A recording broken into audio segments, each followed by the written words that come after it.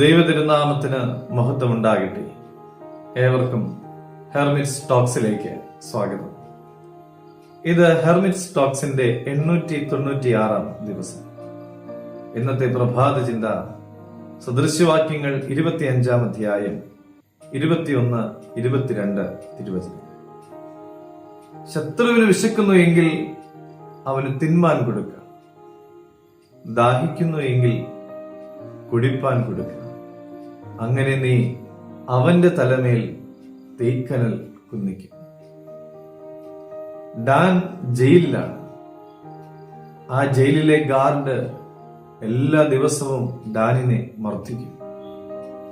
എങ്കിലും ആ മനുഷ്യനെ സ്നേഹിക്കുവാനായിട്ട് യേശു തന്നെ നിർബന്ധിക്കുന്നതായി ഡാനിന് തോന്നി.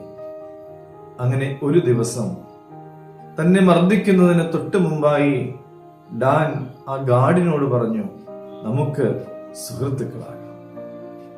അയാൾ ആകെ ഞെട്ടിപ്പോയി.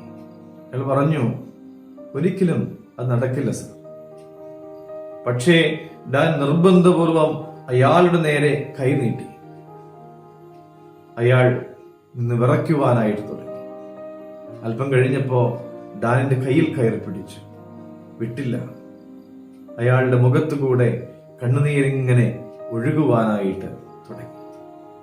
അയാൾ പറഞ്ഞു, എന്റെ പേര് റോസോക്ക്, നിങ്ങളുടെ സുഹൃത്താകുവാനായിട്ട് ഞാൻ ആഗ്രഹിക്കുകയാണ്.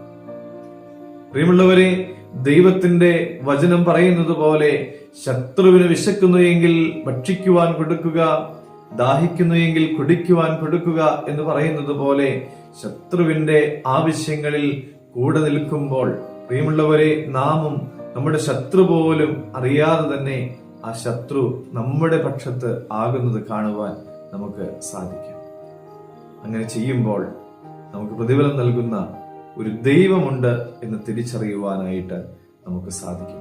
പ്രിയമുള്ളവരെ, കർത്താവ് കൽപ്പിച്ചതുപോലെ ശത്രുക്കളെ കൂടെ സ്നേഹിക്കുവാൻ എനിക്കും നിങ്ങൾക്കുമൊക്കെ സാധിക്കട്ടെ. ദൈവം അനുഗ്രഹിക്കും.